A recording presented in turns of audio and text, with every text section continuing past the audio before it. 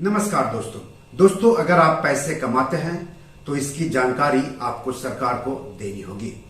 आपने चाहे सैलरी से, बिजनेस से, फ्रीलांसिंग से, पेंशन से, ब्याज से, क्रिप्टो करेंसी से या किसी दूसरे साधन से पैसा कमाया हो, इसकी जानकारी हर साल सरकार को देनी होती है।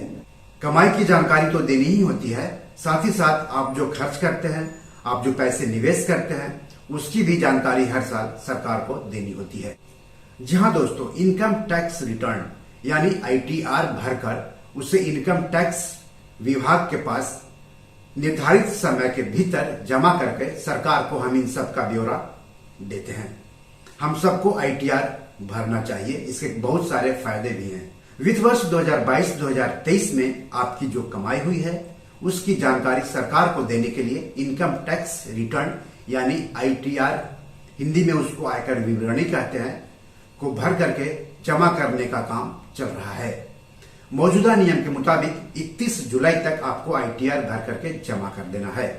तो अगर आपकी कमाई क्रिप्टो करेंसी या वर्चुअल करेंसी या NFT से हुई है तो आपको कौन सा फॉर्म भरना चाहिए, इसको लेकर अगर आप उलझन में हैं तो इस एपिसोड को अंत तक देखिए। और अगर चैनल के लिए नए हैं तो सब्सक्राइब कीजिए। अगर आप वीडियो को शेयर करेंगे तो मुझे अच्छा लगेगा। तो चलिए आगे बढ़ते हैं। इस एपिसोड में हम आगे आपको ITR फॉर्म भरने का मतलब, उसके फायदे, फॉर्म 26AS, AIS क्या होता है, इन सब के बारे में भी बताएंगे। कैपिटल गेन्स टैक्स क्या होता है, उस पर कैसे टैक्स लगता है, ये भी हम जानकारी देंगे इस एपिसोड में आगे। तो कहीं जाइएगा नहीं, अंत तक वीडियो को देखिएगा। तो ITR एक जो फॉर्म है वो किसके लिए सही है? वेतन भोगी, पेंशन भोगी, जिनकी आमदनी साल भर में 50 लाख रुपए से कम हो, जिनकी कृषि आय साल भर में 5,000 रुपए तक हो, और जो अधिकतम एक घर के मालिक हैं, उनके लिए फॉर्म एक सही रहेगा। ITR फॉर्म 2 किन के लिए है? वेतन भोगी हैं, पेंशन भोगी हैं, NRI हैं, कंपनी में निदेशक हैं, अगर साल भर की आमदनी 50 लाख रुपए से अधिक है, कृषि आय 5,000 रुपए तक है, क्रिप्टो करेंसी, NFT और अन्य वर्चुअल डिजिटल एसेट से कमाई हुई है, पूंजीगत लाभ हुआ हो, विदेश में संपत्ति है, असूचीबद्ध इक्विटी शेयर में आपने पैसा लगाया है, PF में 2.5 लाख रुपए से ज्यादा के योगदान पर आपको ब्याज की कमाई हुई हो, और एक से अधिक घरों के मालिक हो, भले ही दोनों घरों में आप रहते हो, तो ऐसी स्थिति में ITR फॉर्म 2 भरना होगा। अब पूंजीगत लाभ यहाँ पर आया है। पूंजीगत लाभ मतलब क्या होता है? तो शेयर, म्यूचुअल फंड, सोना, प्रॉपर्टी को पूंजी माना जाता है, कैपिटल माना जाता है, और इसको बेचने के बाद जो कमाई होती है उसको पूंजीगत लाभ या कैपिटल गेन्स कहते हैं। कैपिटल गेन्स 2 तरह के होते हैं, एक शॉर्ट टर्म कैपिटल गेन्स यानी अल्पकालिक पूंजीगत लाभ, और एक लॉन्ग टर्म कैपिटल गेन्स यानी दीर्घकालिक पूंजीगत लाभ। तो कितने समय में आप किसी कैपिटल को बेच करके प्रॉफिट कमाते हैं, इस पर डिपेंड करता है दीर्घकालिक और अल्पकालिक पूंजीगत लाभ। मान लिया कि आपने 1 लाख रुपए का शेयर खरीदा था और उसे कुछ समय के बाद, 1 साल के बाद, 6 महीने के बाद, 2 साल के बाद 2 लाख रुपए में बेचा, यानी आपकी कमाई 1 लाख रुपये हुई।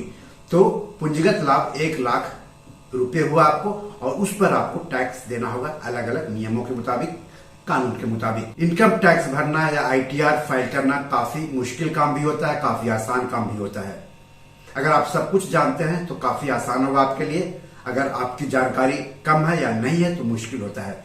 तो अगर आपको ITR भरने में, इनकम टैक्स दाखिल करने में दिक्कत होती हो तो आप भरोसेमंद टैक्स सलाहकार की मदद ले, CA की मदद ले, तो आपका काम आसान हो जाता है।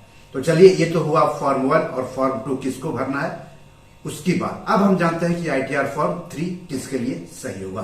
तो बिजनेस प्रोफेशनल्स के लिए, फर्म में पार्टनर के लिए, इसके अलावा जिनकी कमाई वेतन से, पेंशन से, ब्याज से होती है, जो 5,000 रुपए तक कृषि आय कमाते हैं, या फिर क्रिप्टो, NFT या अन्य वर्चुअल डिजिटल एसेट से जिनकी कमाई होती है, जिनको पूंजीगत लाभ हुआ है, विदेश में जिनकी संपत्ति है, असूचीबद्ध इक्विटी शेयर में जिनके पैसे लगे हुए हैं, PF में 2.5 लाख रुपए से ज्यादा के योगदान पर जिनको ब्याज से कमाई हुई है, जो कि F&O में ट्रेडिंग करते हैं, जो फ्रीलांस का काम करते हैं, फ्रीलांस जैसे राइटिंग का काम करते हैं, जर्नलिस्ट के लोग फ्रीलांस का काम करते हैं, तो उनके लिए है फॉर्म 3।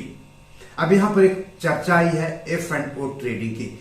F&O यानी फ्यूचर एंड ऑप्शन, इसको हिंदी में वायदा और विकल्प कहते हैं।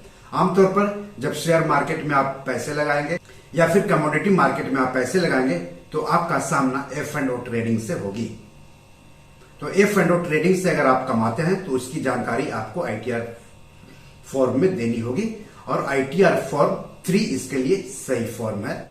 अब ITR 4 फॉर्म किसके लिए है? तो अगर आपकी आमदनी 50 लाख रुपए से कम है और ITR 1 के तहत सभी आय स्रोत से अगर आपकी आमदनी होती है, ITR 1 के तहत सभी आय स्रोत कौन कौन से हैं? वेतन से, पेंशन से, ब्याज से और कृषि आय 5000 रुपए तक होता है। इसके अलावा प्रकल्पित कराधान योजना के तहत व्यापार और पैसे से आपकी आमदनी होती है तो आपको ITR 4 फॉर्म भरना चाहिए। तो दोस्तों ये रहे कि अगर आप क्रिप्टो करेंसी से आपकी कमाई हुई है, कैपिटल गेन्स आपको हुआ है, आपकी पेंशन से आय होती है, आपको ब्याज या सैलरी से आय होती है, तो आपको कौन सा फॉर्म भरना चाहिए इसकी बात। ITR फाइल करते समय कुछ गलतियों से आपको बचना चाहिए, जैसे कि पुराने AIS, TDS, SFT डेटा के साथ फाइल मत करें। सारे डेटा 31 मई के बाद अपडेट किए जाते हैं। तो AIS फॉर्म क्या होता है, फॉर्म 26AS क्या होता है, इसकी जानकारी भी हम आपको आगे देंगे। पहले से भरी जानकारी को AIS या 26AS के साथ क्रॉस चेक करना मत भूलें। क्रिप्टो NFT से हुई कमाई की जानकारी देना मत भूलें। AIS डेटा के हिसाब से स्टॉक्स पर कैपिटल गेन की जानकारी दें, ना कि ट्रेडिंग स्टेटमेंट के आधार पर। ट्रेडिंग स्टेटमेंट क्या होता है? तो हर महीने जो शेयर ब्रोकर होते हैं वो हमें ट्रेडिंग स्टेटमेंट मेल करते हैं। जब F&O और शेयर ट्रेडिंग से लाभ ना हो तो उसकी जानकारी देने से फायदा नहीं होता है। अब फॉर्म 26AS 26AS क्या है, जिसका जिक्र हमने ऊपर किया है, उसके बारे में भी जान लीजिए। तो ITR दाखिल करने वालों के लिए फॉर्म 26AS एक महत्वपूर्ण दस्तावेज है। यह किसी भी टैक्स पेयर्स का सालाना टैक्स स्टेटमेंट होता है। इसमें टैक्स पेयर्स द्वारा सरकार को चुकाए गए कर की जानकारी होती है।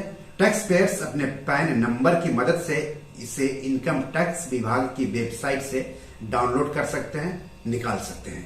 टैक्स पेयर्स को हुई कमाई पर किसी व्यक्ति या संस्था ने TDS या TCS काटा है तो उसकी जानकारी भी टैक्स पेयर्स के इस फॉर्म में मिल जाती है।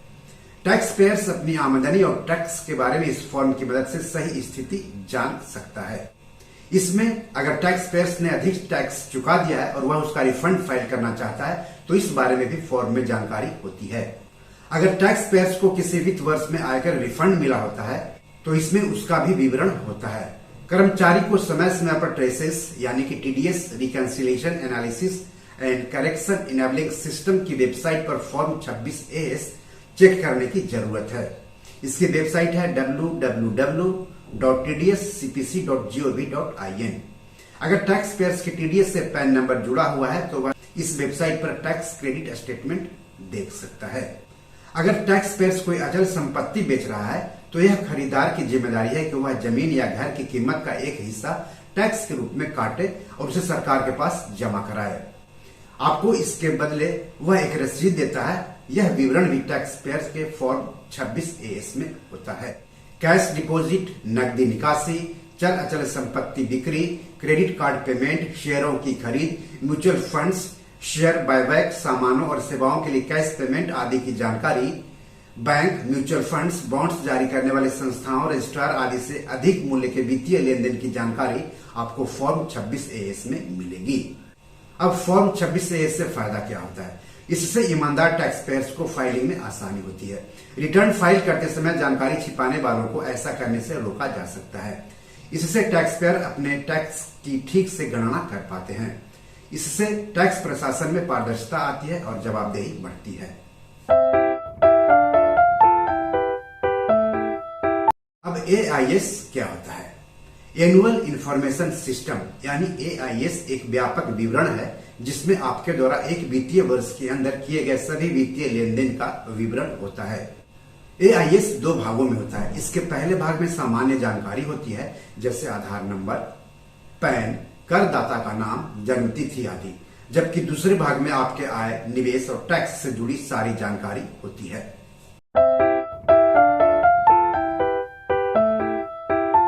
अब ITR भरने का मतलब क्या होता है?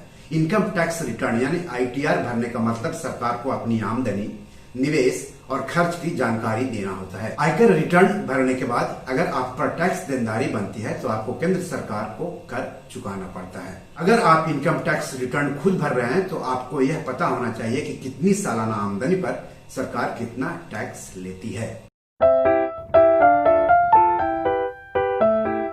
IT रिटर्न फाइल करने के फायदे।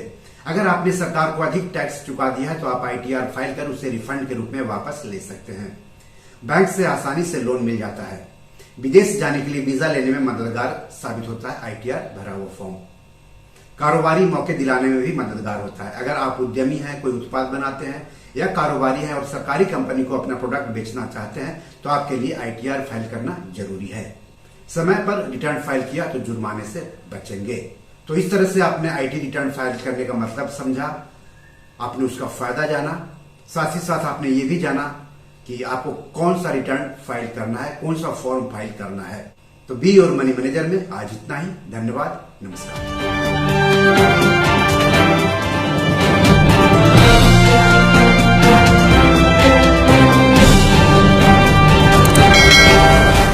दोस्तों, ये मेरी 7 किताब है जो कि Amazon.com पर पब्लिश है।